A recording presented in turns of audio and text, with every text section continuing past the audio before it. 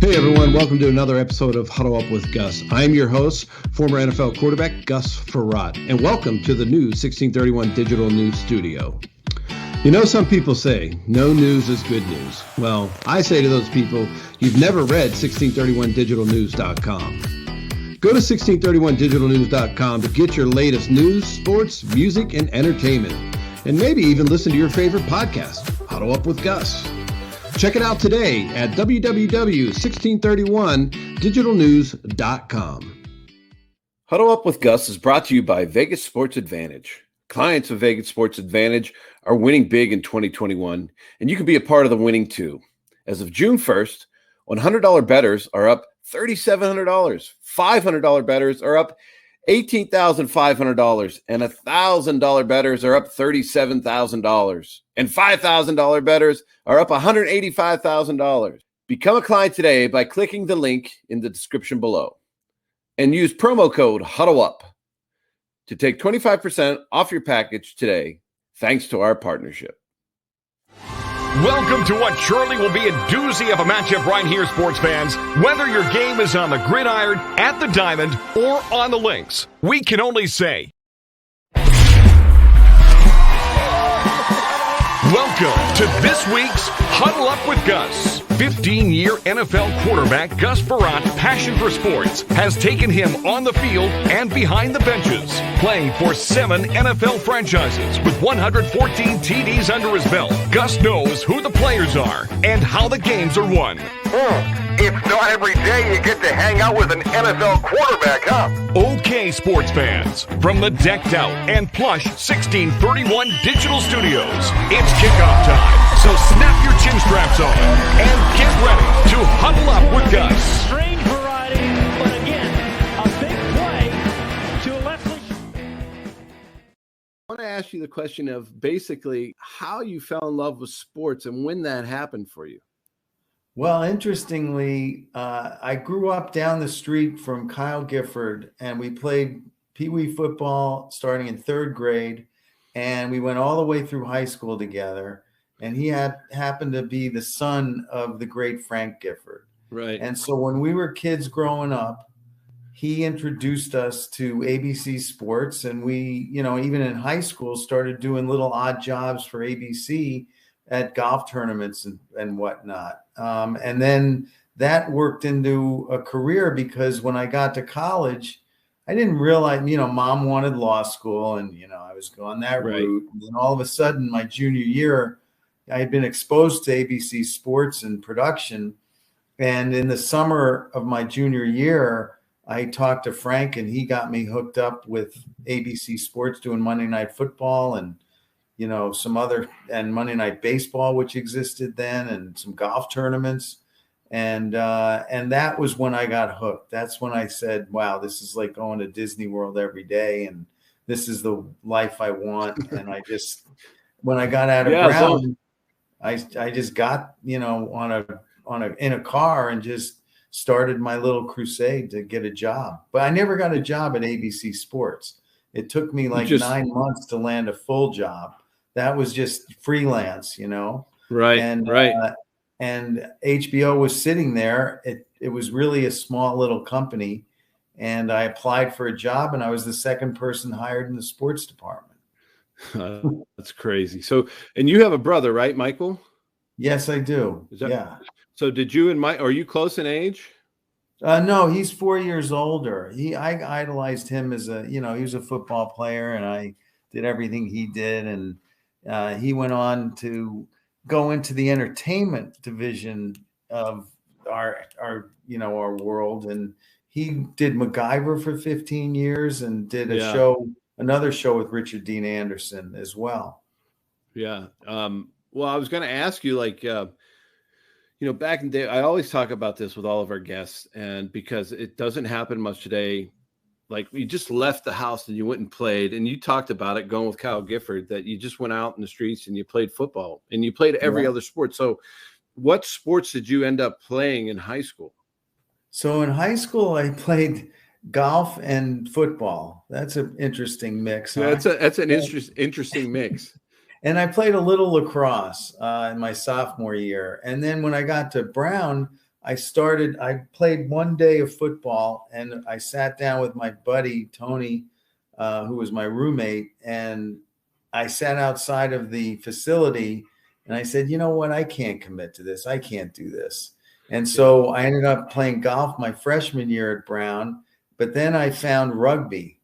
And and so I played rugby from my sophomore year through my senior year at Brown and really enjoyed it. Now you have two things where you have football and golf and rugby and golf. I don't know how do you have to be that tough on the golf course? I don't know. Listen, I used to get more upset at golf than I did at football or rugby, trying to hit that little stupid ball all over the place. Because in football and rugby, you could say, well, that guy screwed up, right? And in golf, it's all on you. Or you can take it out on him. Right, exactly. With golf, it's that little ball, and you just want to kill that stupid thing when it's going. And it goes way right. Yeah. So what high school did you go to? It was Scarsdale High School in Westchester, outside of the city. Yeah.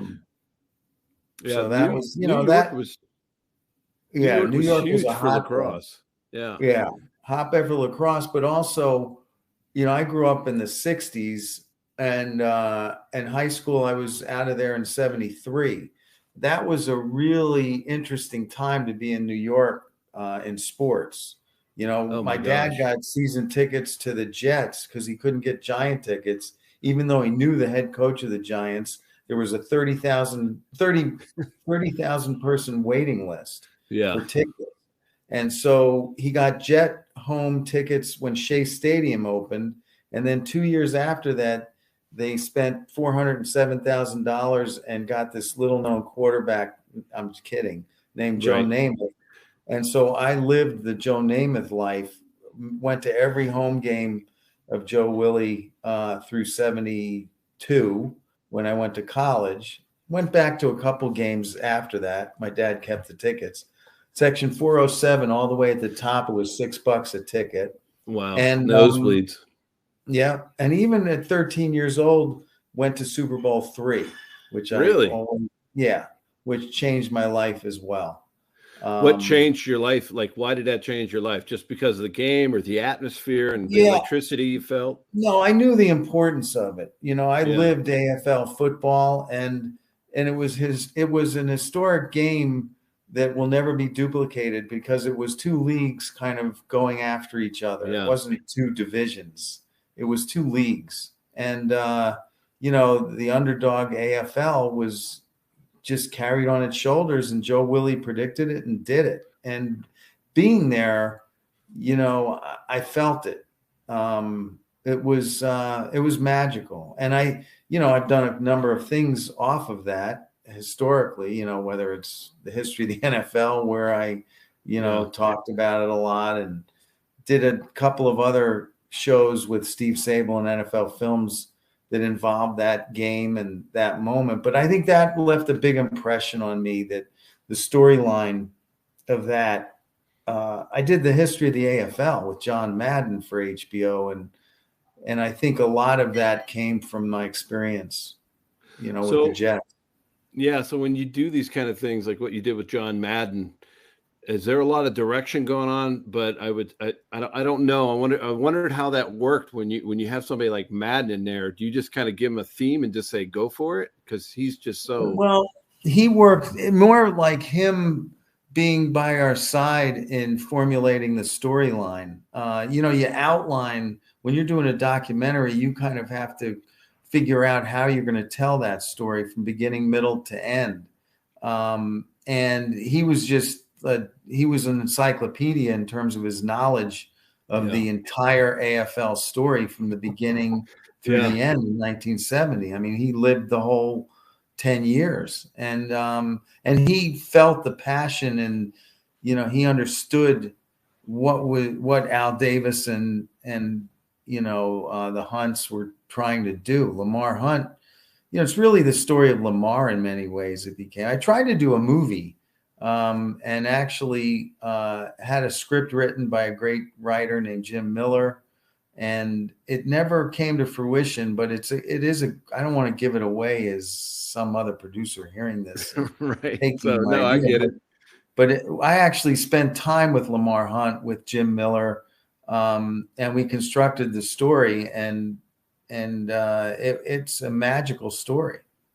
Yeah, no, it is. And if anybody's out there, you want to claim a spot, and I'll bring you on, and you can ask Ross a question yourself, because I know some people were, hey, ask him this. You know, they were texting me today, and I was like, no, you guys come on and ask him yourself. I can't remember this. I got my own questions I want to ask.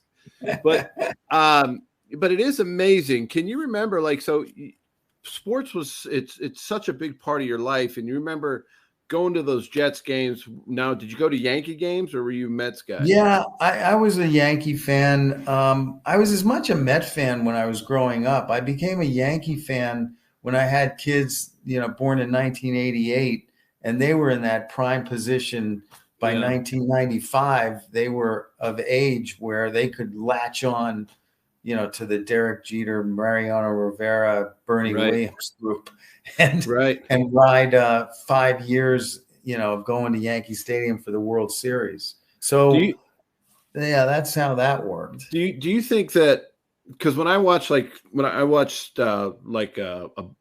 skipped through 61 a little bit, but I watched a lot of it.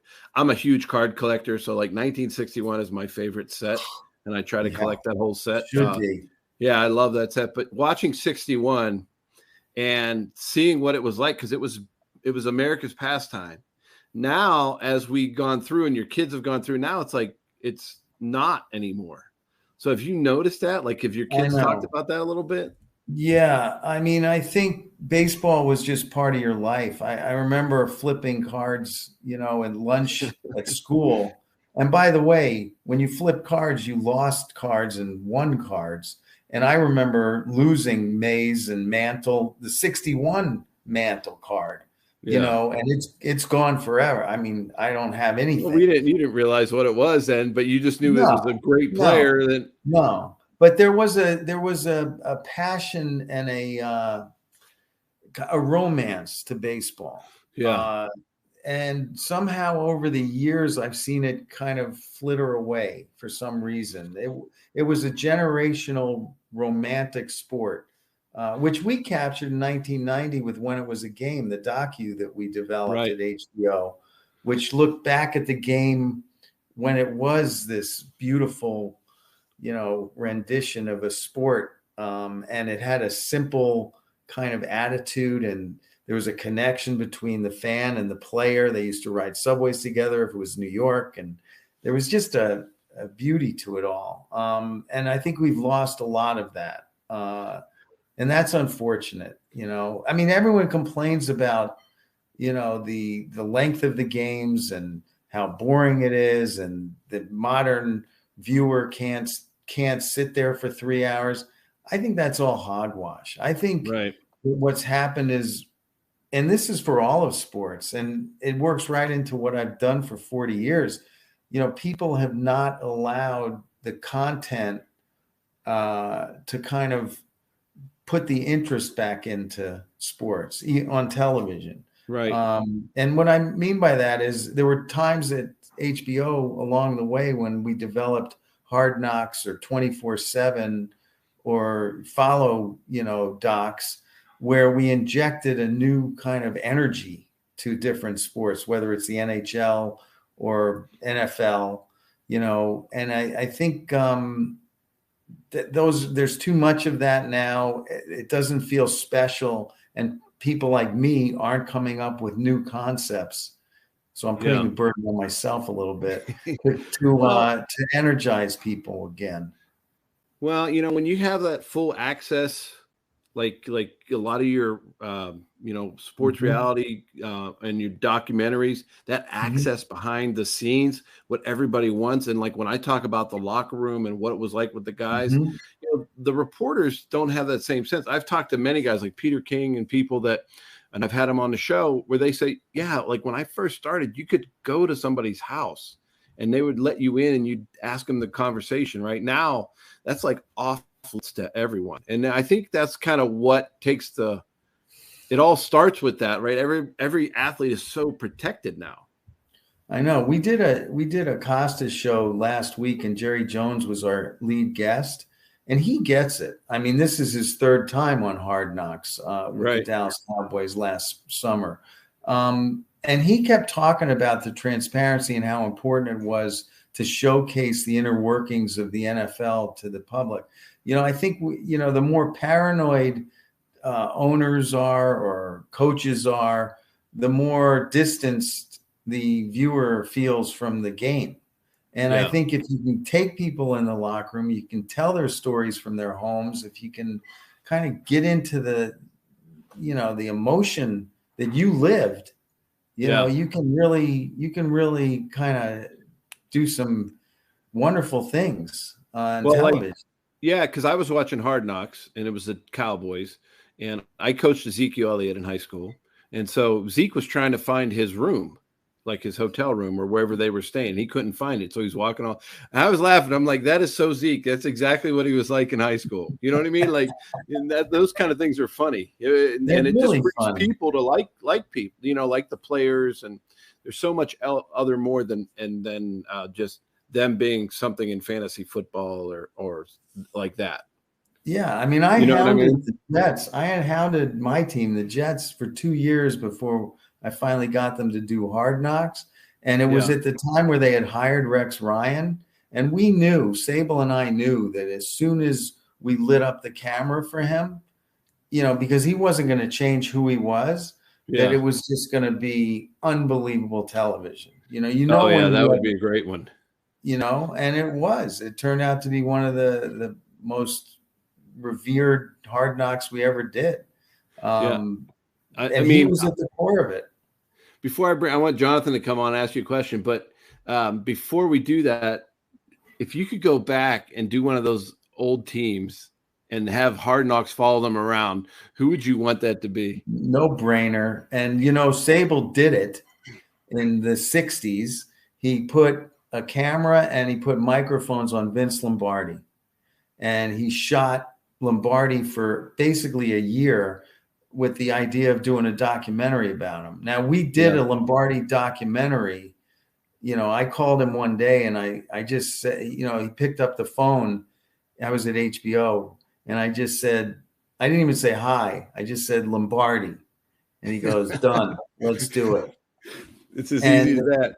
Easy as that. And we used a lot of the footage that he had shot, after championship game in his study with a bunch of people over at the house. He had won the championship game, but he's like an animal. He didn't even enjoy himself at that little party that was thrown, and you could see the intensity of the man. You really got to feel him, but he would have been just spectacular. Listen, I'm sure Belichick would be spectacular. I'm thinking of like the old Raiders too, right? When Madden was the coach. Like, Madden. Can you imagine some of those guys? Madden. Oh my God. I mean, he's Rex Ryan times 10 with success. Rex had our 2 years, but other than that, he didn't have the Madden Super Bowl ring. Yeah, it would have been great. I don't think he quite had the person. I mean, Rex was good, but I don't think he quite had the personality of Madden either. I mean, I couldn't imagine being in a practice and what it was like, because I'm sure it was a lot like game day in some of those practices. Some of those guys. Yeah. But hey, I wanted to bring Jonathan on. I'm going to bring him on here. Hey, Jonathan. How you doing? Can you hear me? Yeah. Yes, sir. Fantastic. Do you have a question for Ross? Yes, I do. Well, first and foremost, are you going to make a documentary on John Madden? Because that's something I would love to see. Well, I'm not, but I talked to his agent, Skinny Montag, and there's a documentary in the works right now that will probably air next year, I think, or even sooner. I don't know, but it's being done as we speak. So give me your wish. That's fantastic. I would say from from my perspective, at least, I'm 27, so some of those moments, that I've kind of learned about through documentaries, a lot of the stuff that you've been involved with, on the Hard Knocks side, you mentioned the 24/7s, but even like that, how would you compare the, some of the methods you did with producing and everything for these documentaries compared to what's being, I would say, developed today in some of the Netflix stuff, as well as I would say even more, like one Netflix example, for instance, the Untold documentary series, where they're kind of like covering some of the darker stuff. I know WWE has their Dark Side of the Ring stuff. Like, how would you compare, like, some of the stuff you did compared to what's coming out on all these, platforms these days? I think that the stuff you were mentioning, Drive to Survive, I've heard is spectacular on Netflix. And the other Untold Stories I'm told, a few of them are really good stories and really well done. It doesn't bother me, the subject matter being a little bit negative. I mean, I did a documentary on Lawrence Phillips because I was just fascinated with his difficult story, and Gus is shaking his head because he knows that's an unbelievable story. So I've heard that is really well done. So I'm encouraged by what's been going on. I mean, some of the people that worked with me at HBO were behind The Last Dance and the OJ series, and there's a lot of great stuff that's coming out. And I'm encouraged that we're getting more and more of an opportunity to produce things for all these streaming networks. It's really an amazing opportunity to blow it out and really have content everywhere. So I'm excited by it. And I think that the techniques, some of them are familiar, which is a nice thing to see. But I think there's always a way to do things differently. No one person or one group of people have a kind of the way to do any particular docu. I mean, I've stolen stuff from Ken Burns and he knows it, talk to him. So, it's like, I always explain it as documentarians or people that do this kind of programming are like artists.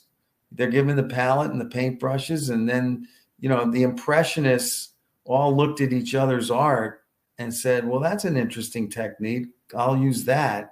And then they shape their picture the way we shape our documentaries. But it's all about telling a good story, finding the good story and just telling it, Yeah. Hey, Jonathan, thank you, man. I appreciate you coming on. I think what Jonathan's saying is content, right? We're all looking for good content. You've produced so much content over your time. Do you have a plan? Like when you hear, like you just said, Lombardi, did you already have a plan in your head? Do you kind of do those things as you go and say, I want to change this? I'm sure there's a little bit of that, but you probably have a game plan in your head. You do have a game plan. And then the more you research it and the more you get into telling the story and the more you find out little tidbits, you have to kind of reshape where you're going now and then. But the basic, idea is sitting there. I think of 61, like you said, or Miracle, which I did. There's a story there that's the basics of the United States hockey team being formed, their Cold War being on, the tremendous upset after the difficult times that these players had trying to form themselves as a team with their mighty coach Herb Brooks leading the way. You knew all those elements, but you didn't really know that there was a Minnesota-Boston rivalry on the team, which we found out early, and we started the movie with that kind of tension. We didn't know that Herb Brooks was basically fighting for the job and really was taken as a little zany by the U.S. hockey group.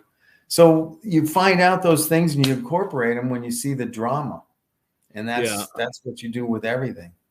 Well, the part in the movie where Herb Brooks is making him do the sprints. I mean, obviously you do. And he's saying, who do you play for and all that? Like, and I'm like, man, we need some of that so much today. You know what I mean? Like, no question. Yeah. It's like they came together and that's what it comes together, whether it's a team, a city, whatever, Well, when you look back, love that part.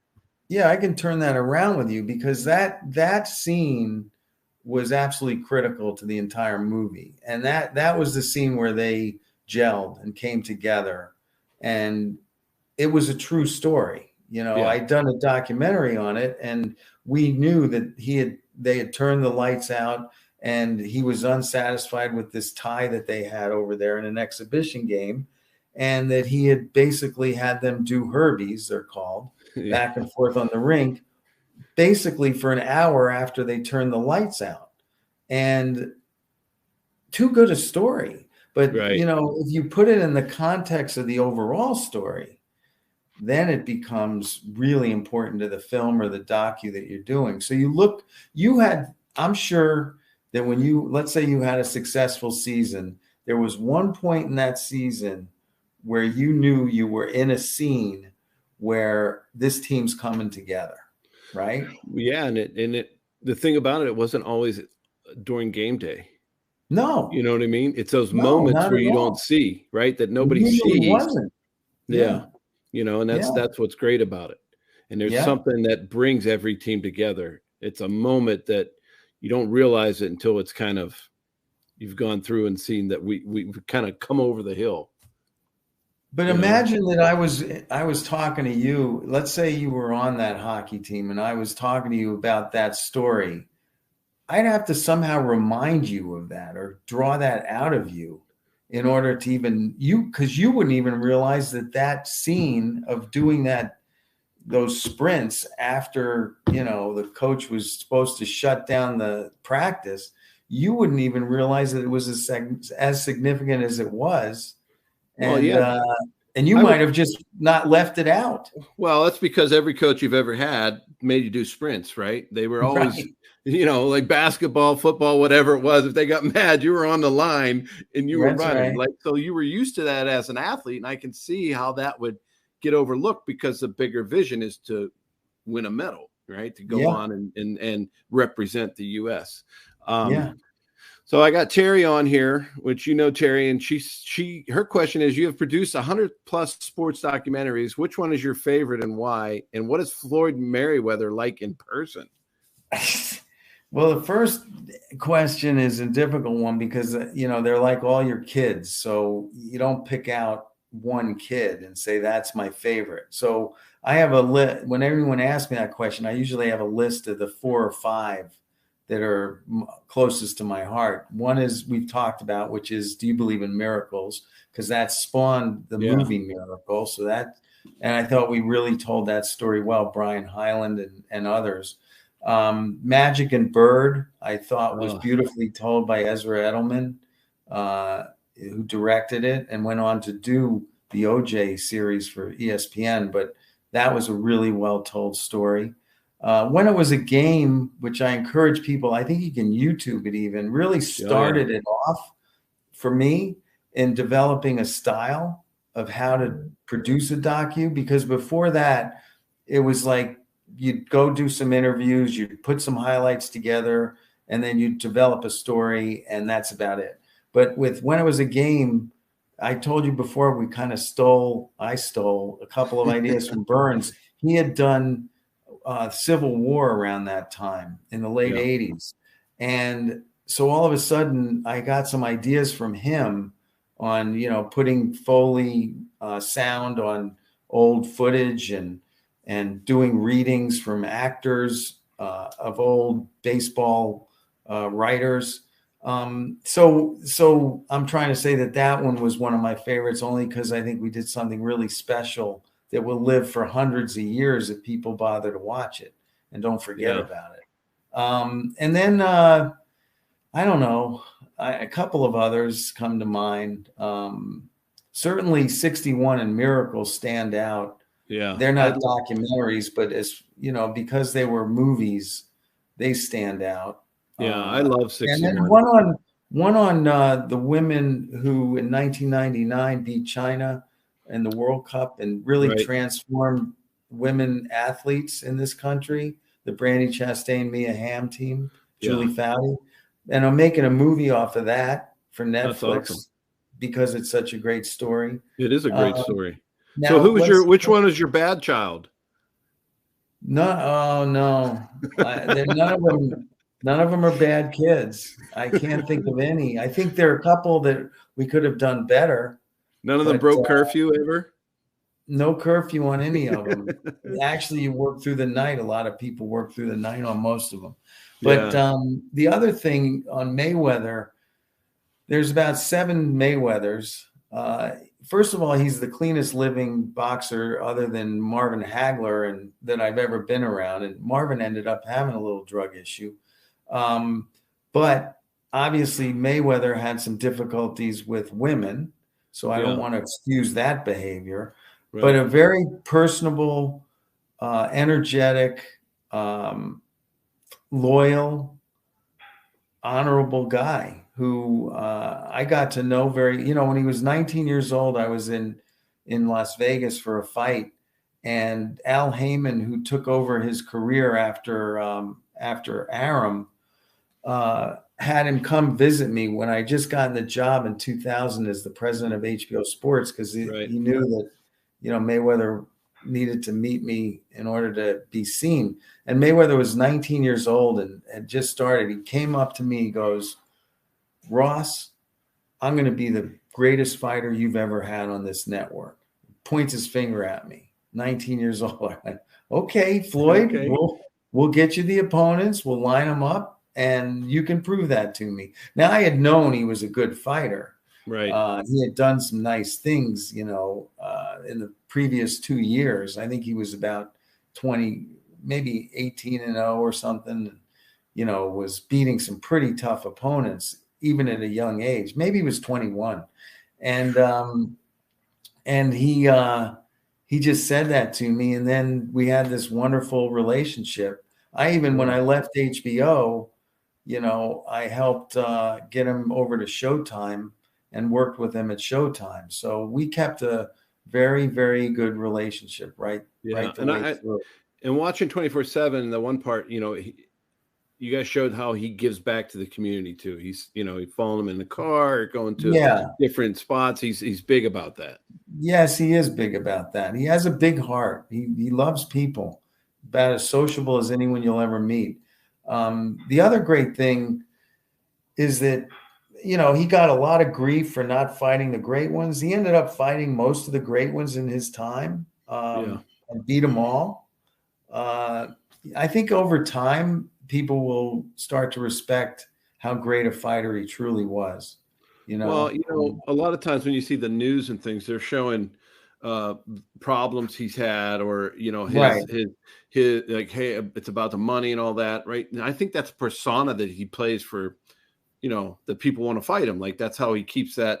Like you said, that's one of the 7 of the Merriweathers, right? You know what I mean? And I think you're right. Like, I play with Randy Moss. I know what he's like, and people make a big deal of what he was like when we played against the Packers, and he did that's not who he is at all. I know.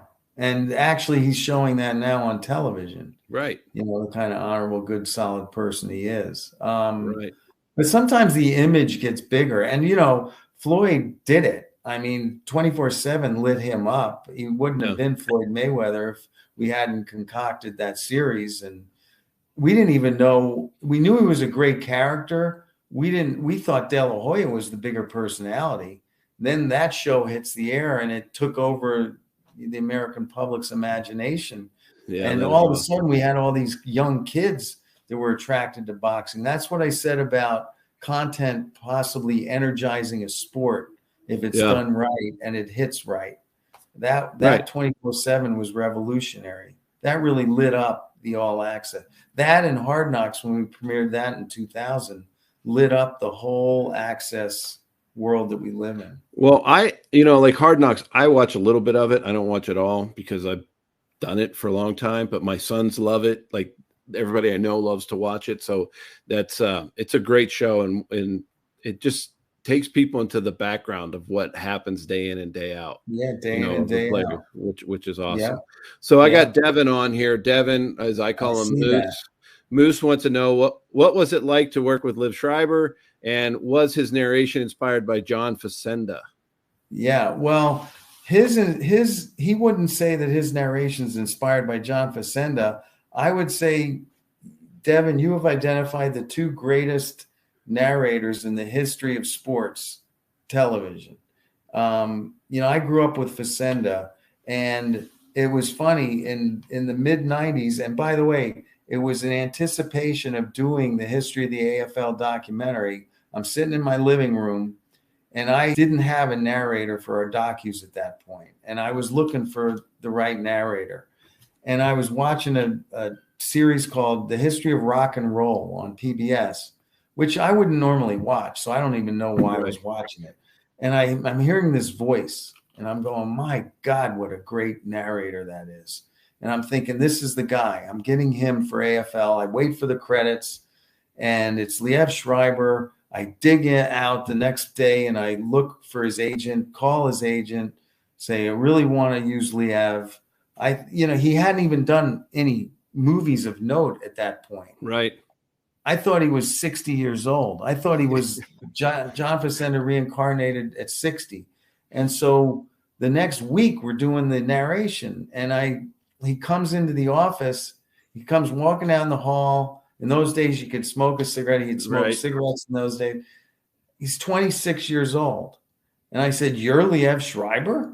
He goes, "Yes," in that voice. And he's an incredible actor.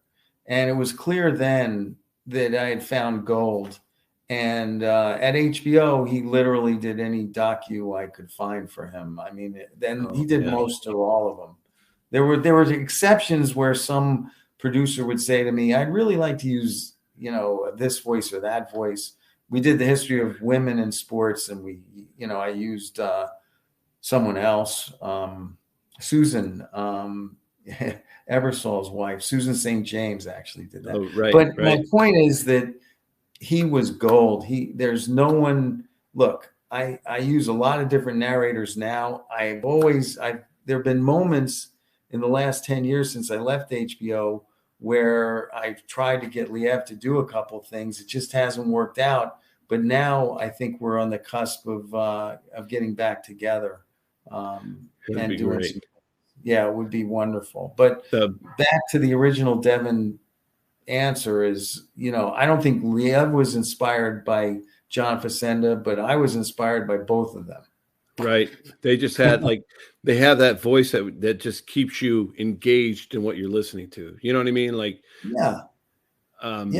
So I interviewed Matthew McConaughey, right? And he put out a new book called Green Lights. Well, I started reading the book and I was like, oh, this isn't like whatever. But then I listened to it on Audible and he's the narrator, right? And he has this engaging voice. And I'm like, I listened to the whole thing because it was his voice that kept me in the certain parts. He knew where to rapture. Yeah. And it was better. And I'm sure that if you had somebody else doing some of those documentaries, it might not be as good. You know what I mean? No, I always said that things like music and narration and all the little elements are the icing on the cake. And if you don't have those to finish it off, it can wreck it.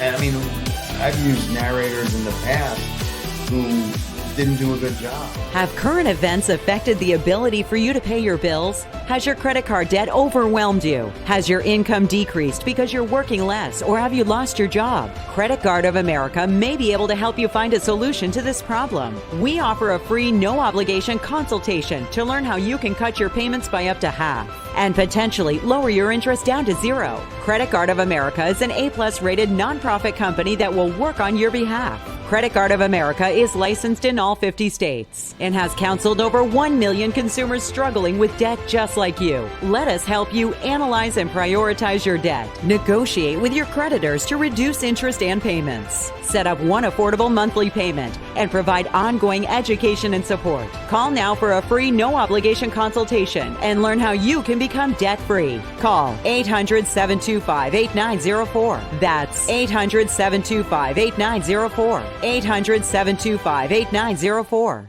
Do you use Viagra or Cialis? Have you been thinking about trying Viagra or Cialis? What if we could promise you the same results for less than $2 a pill? If you're paying $20 a pill for Viagra, you're being taken to the cleaners. Our pill delivers the exact same results for less than $2. We'll do the math for you. You save more than $16 a pill for the same results. Want more? We'll give you 45 blue pills or 45 yellow pills for $99 and add 5 more pills free. You save more than $500. You don't have to be a rocket scientist to know what to do next. You need to call us at 800-726-6314 and get your 50 pills for just $99. Stop overpaying for Viagra. Call us and start saving a ton of money for the exact same results. Ordering is fast and easy with your pills delivered to your door in an unmarked package. Call us right now. 800-726-6314. 800-726-6314. 800-726-6314. Texting enrolls you into reoccurring automated text messages. Message and data rates may apply. Come on, one more rep. You got this.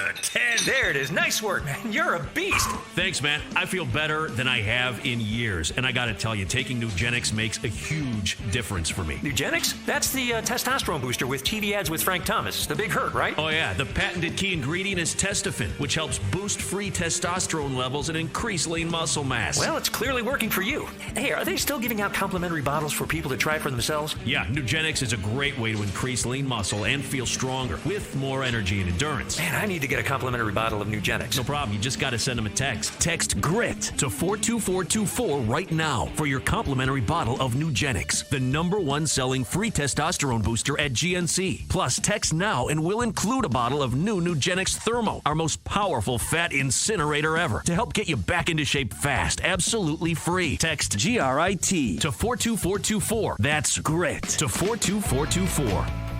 And it doesn't make the docu better. It makes it worse.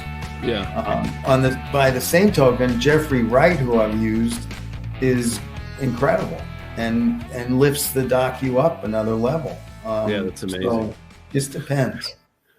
So you left HBO after a long time. What was the decision? Was it just because you wanted to go out on your own, or you know what I mean? Like, it was a combination. I mean, look, boxing. When I got into when I became president of HBO Sports, I knew I was in the fishbowl with a bunch of sharks, and I knew that it's almost like being a head football coach. There's going to be a day when this isn't going to work anymore. Too many people coming at you. Yeah. And it's a shark infested water. I mean, boxing is really tough to negotiate. Right. And I had to buckle down and do that. I did it for 11 years, but after 11 years, there were too many promoters that wanted fights, and I didn't have enough dates, and they were on my butt, and it just became intolerable. And I wasn't having any fun, in the job. And HBO was, ready to move on too. I'm not going to kid you that, right. It was just didn't work. And so at that, when I knew I was going to leave, I said, I want to start my own production company, because my passion was always making documentaries and Hard Knocks and, access shows and the Costas show and things like that. And so I've kind of the last 10 years, I've recreated all those shows on a bevy of other networks. Oh yeah, a lot of networks. So when you do like Real Sports with Brian Gumbel, is that your idea, or does he come to you and say, "Hey, I have this great idea"? Did you know him before all that? No, actually, that was my idea, because I had loved 60 Minutes and always felt like there was a world of sports stories that weren't being told there that could be told in a similar fashion. And I wrote it up on loose leaf. I saved the note that I wrote that I sent off to the head of sports at the time and Michael Fuchs, who was running HBO. And I just had the concept to make the show. And then I searched for hosts. And Brian ended up being the host. How many people interviewed or tried out for it? Actually, no tryouts. Just went through a couple phone calls, got to Bryant, and he got the job. Yeah, that's nice that you didn't have to stress over that. Like you get the guy, when you get him too, right? Yeah, and it was a perfect fit. He was doing NBC's Today Show at the time, so it wasn't so easy to get him. You had to go through a lot of red tape. I mean, it would be like, I think I want Tom Brady, and trying to convince Bruce Arians to let him play for another team. Right. We're starting this new team and we want Tom. Yeah. Then you have to, make Tom want to come there too, So did Bryant really like, I assumed he liked it because he could, with HBO, you could kind of say and get into the topics that you couldn't get into on like a morning show and things like that. You're absolutely right. I mean, Costas felt the same way. Took me 2 or 3 years to get Costas. And he was just like a kid, in a cage. He just had so many things he wanted to get off his chest.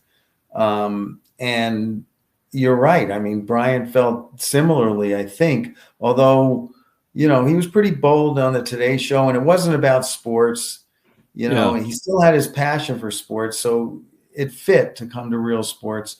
But Costas, man, he was just ready to rumble. And now it's funny, 10 years later, I'm back at HBO executive producing a Costas show. Yeah.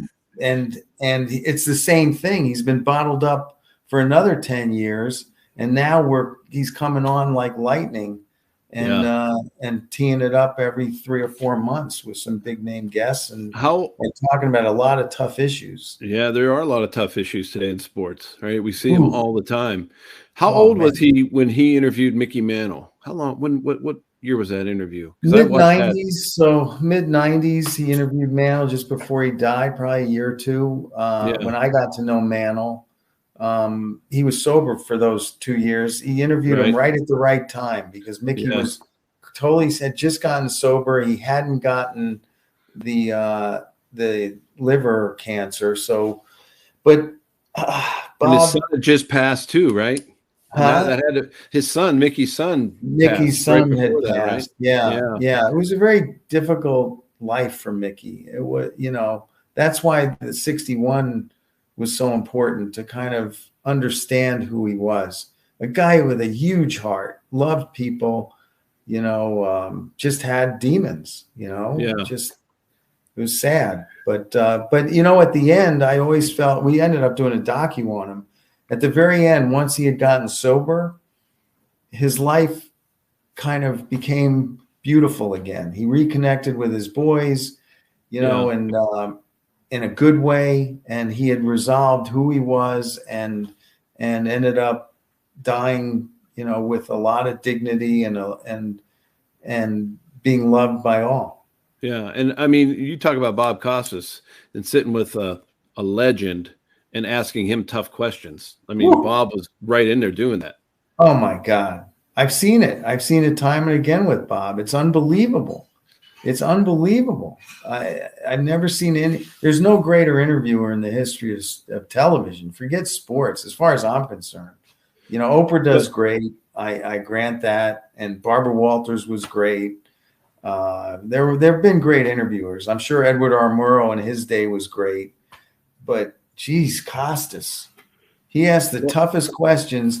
A guy like Bud Selig, after getting drilled for 20 minutes, will stand up and shake hands and go, "Thank you, Bob." And that's like they're best friends. And I'm like, how does he do that? That's what I was just going to say. Like, he asks these tough questions, but like, you can't get mad at him, right? It's not like Jim Rome asking you a question and you want to rip his head off. It's like, oh, okay. Like last week he interviewed Jerry Jones, as I said, at the top of the show, and I escorted Jerry out, and he looked at me at the end as we're walking out the door. He goes, "Those were some tough questions." I said, "Yeah, but you handled it, Jerry. You did a good job."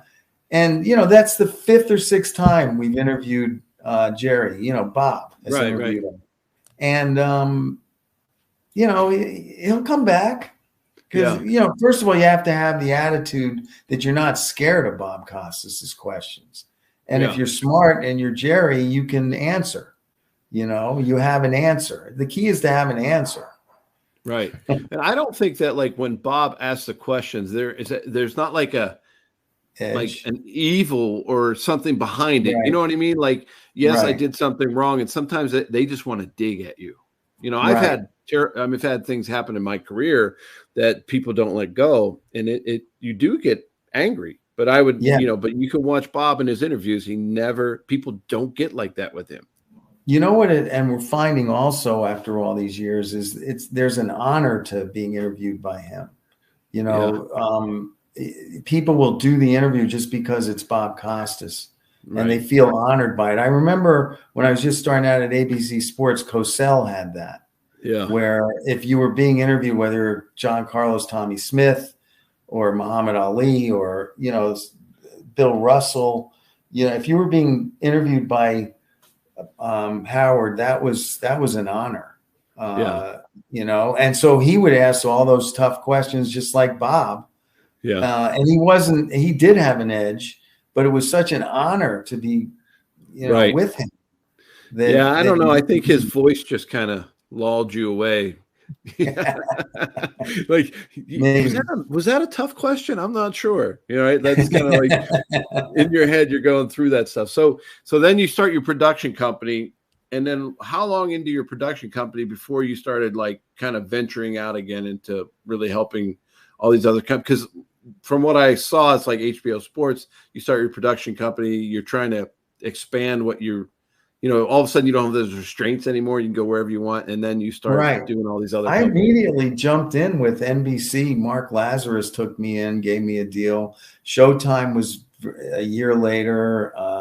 Epix came around and wanted some product, and I sold them a bunch, including that Lawrence Phillips doc and a doc called Forgotten Four about the 4 black football players that integrated pro football a year before Jackie Robinson. And then, started up with CBS, did a Mayweather docu for them. And I just kept rolling and found my way to Showtime in a big way. And now even HBO, and then I've now found Netflix, doing a couple of things for Netflix. It's just all about the ideas, and then you just kind of look for the home that makes sense. And the streaming is huge now. It's huge, absolutely huge, and it's going to eat up a lot of content, and it's the best thing for the American public. And it's like finding stuff. Right. Like, it's like, hey, somebody tells us about a new show to watch, and my wife are like, is it on Netflix, Hulu, Amazon, or Apple TV? I don't know. Or HBO. Like, they're all on these different things. I know. But so are there any like kind of comedy, like, so Ted Lasso, have you watched any of that? I haven't watched it, and I'm gonna watch it. I've been told by too many people I have to watch it. Well, the thing I like about it, it comes from the point of view, like we're talking about. It's behind the scenes. It's how a coach reacts and deals with players. It's not really about, is part of it's on the field, right? But it's more about the coach and his personality. And it's something that you rarely see, but it's a lot of fun. There's good, there's happy, there's sad parts. But it made me think, like, when I started to really look into your career, what you do. And it said, I'm like, oh, this is like a part of it. Like, that would be really cool, because to get those behind the scenes look, you don't ever get those. Right. It's dramatizing. The access. And it's a great concept. I wonder if they would have had it. It came out of it was a promotional campaign that he had done, Jason Sudeikis had done for NBC Sports when they got the Premier League. It was his idea to become, that was all his idea as a promotional gig. They did like 30-second spots. And then he said to himself, well, this is a series for television. And then he developed it. So it came out of nowhere. It didn't come out of nowhere. It came out of his head. And probably being influenced by our All Access shows. Right? Oh, yeah, it has to be, right? Like that, and it's fun. And so I think there's a whole world out there. You're starting, like, King Richard is out in movie theaters on Serena and Venus's early life. Yeah. It's just going to be one after another. Sports is so rich for storytelling, and people take it for granted. Well, and it never ends, right? Every season's a new season. You know what I mean? Like football, you might have a couple of the same players, but every year is a different year. It always has been, always will be. And you just never know. Look at this year, what's happened with the Raiders. Lose their head coach and then their star receiver. Yeah. And it's like, you probably could never write that would ever happen. Like, nope. Something like that. Yeah. And it's all tied, to some pretty weird storytelling. I mean, the Gruden firing, there's a documentary in that, Oh my God. It's not just about him writing a few emails. No. That's 10 years of stuff. That is crazy. So, you've had such an amazing career, and do you feel like it's work for you? Like, do you ever say like, I just need to stop and get out of this and go golf every day? Well, it's weird. I do enjoy golf sometimes. I don't know what keeps me going other than just enjoying doing the work and the ultimate goal of making something, a documentary or a series or something that is going to really affect people's emotion. And when they watch it, they're going to cry. I have an old motto that I've always used: make them cry, make them laugh, make them think. And, I feel like it's my calling in a way. Again, it's like the artist who at 66, which is what I am, is sitting on a stool drawing his art. So that's what I feel like I am doing. And so I don't know when you get on. I mean, I have to slow down. It's silly. I'm not going to. I've got a grandkid that just showed up a month ago, and I've got another one. Congratulations. Show up in about a week. So you got to put your priorities in perspective. So I can see myself cutting down, maybe doing 1 or 2 projects a year instead of 4 or 5. Yeah. And maybe that'll be enough, Right. Yeah, that's still a lot, right, for what you have to do. I mean, it still goes on every day. Have you ever been out to eat and just had an instant inspiration? Like something hit you, I got to write this down on a napkin. That's a great question, and it really hasn't happened that way. It's usually just walking around, walking the dog, and then something will pop in my head, usually from an experience, reading something or witnessing something happening. But things like, doing the docu on the 80 hockey team just popped in my head. Real Sports popped in my head. I can't even remember where or when. But it's not usually sitting at a desk and thinking, okay, what's my next idea? Or something that just get presented to me. And hey, I have an idea for this. You want to get involved? And I'll say, oh, yeah, I love that. Well, that was how the AFL doc came about, because Madden had approached me and said, why don't we do a documentary on the AFL? Or I might have, I don't know if he thought of it or I thought. It doesn't matter who thinks of it. It's all about, and the other thing, Gus, that I'm a big believer in, and you can relate to this big time, you develop a team. I always feel like a head coach putting a team together and putting the piece of art you're doing, the story and the documentary or the series or whatever, the talk show, on a pedestal, and everyone on the team working for that, the way a team would work to get to a Super Bowl and win it all. And check egos at the door, right? Including the head coaches. Check everybody's ego at the door, and everyone's involved on this, this beautiful, that's what I was going to ask you, what kind of head coach you would be. If you were the head coach that told everybody they can go do what they want, but then you have to go make sure they're doing it right.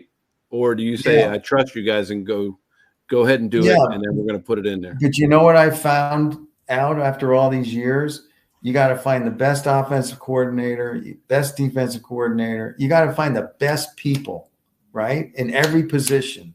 And once you identify who those people are, man, you latch onto them, and you give them a vision and let them do their work. Because if they're the best, center in the NFL or the best wide receiver in the NFL, and a quarterback that you believe can get the ball to that wide receiver, it'll work.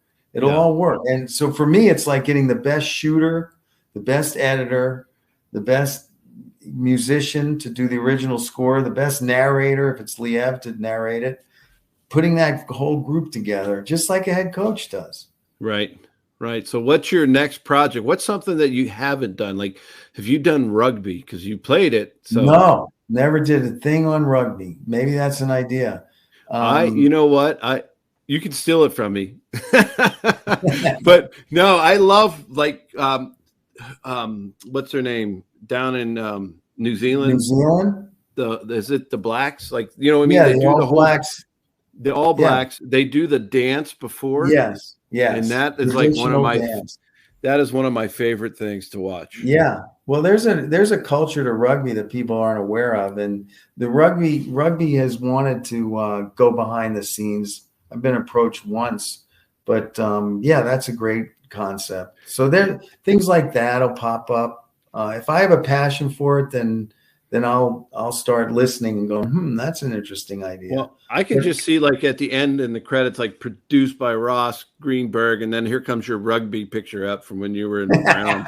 I do. I have my jerseys. I got everything. Yeah, rugby's a great sport because everybody I know that plays rugby, they get together afterwards and they have a drink. It's like drinks. It's like with the keg. I used to carry the kegs across campus. Oh, really? And it was before they had handles. It was like impossible. But that's what I loved about rugby too. Is like, yeah, we battled out there, but then everybody together was afterwards. With the other team. Yes. Yeah, with the other team. That was great. That's a great experience, right? That you can. It's like being able to argue and then bring it back to normal. Yeah. But yeah. So can you just give our fans an update on everything you're doing and maybe what your next show is? Yeah, so Costas is ongoing every quarter on HBO. We'll start up again next year in January. So that's exciting. There's a documentary that I'm doing right now. I can't really talk about that should come out in a month because for some reason they haven't even announced it yet on ESPN and the ACC network. There's another documentary I can't really tell you because they haven't announced it. It's a big documentary, a series. It'll be 4 hours on a huge name in sports that deserves this kind of treatment on Netflix. And then I have the movie on the women's soccer team from '99 that'll be on Netflix probably at the end of next year, sometime next year. I hope. We're in the script form of that right now, and we're real excited about the way that's coming around. That's awesome. So, and a couple other projects in the works, but I've got, right now I'm juggling 3 at the same time. So that's plenty. 4 really, if you include Costas. Yeah, that's a lot. I mean, to keep doing it, I mean, you love it. You have a passion for it. It's awesome. And you produce some incredible documentaries, series, film, whatever you want to call it. It's just incredible. Let's see. Before we go, I want to see, let's go to question. Devin has one more question. Moose consumes all your stuff. I call him Moose. And so Moose wants to know, he says, in my opinion, Gotti versus Ward 1 was the greatest fight of all time. Did you expect the outcome when signing this bout? Absolutely, Devin. A guy named Lou DiBella had Ward, and we knew Gotti, and we knew that those guys were relentless in the ring and that they were going to pound each other. And neither of them could have cared less about defense in boxing. They had hearts the size of watermelons, and we knew going in. We all knew going in this is going to be a war, and it ended up being more than a war. It was absolutely brutal. But I will say this, Devin, Leonard Hearns 1 was the most beautiful and biggest event that I've ever been involved in. It kind of started us at HBO Sports in a way, in boxing. And it was a 3-act drama. If you look at that fight again, look at it one day, because you probably weren't even born yet, I hate to say, 1981. But he's a puppy. Yeah, but it was a beautiful, beautiful fight. It wasn't brutal in many respects, but it was what boxing should have been, which is an art form. Yeah, no. So thank you for that. And one last thing, my buddy runs the PBR, which is the bull riding. Yeah, and that's what I'm going to get you to do someday. Okay, you got it. It's I'm not amazing. getting on the bull. I'm not getting on the bull. No, I'm not either. I'll shoot it, but I've seen a 2,000-pound bull trample a guy that was like 130 pounds, and I'm like, yeah, I'll never even get close. Like that's something. But it's the same thing you're talking about. Not a lot of people, like there are people that watch it, but there's a whole human element that people don't get to see to it. Yeah. So it's really cool. But man, Ross, it was awesome to meet you. Gus. Hopefully we can do this again someday because there's so much more that we can catch up on. There's a lot. Yeah, there's a lot.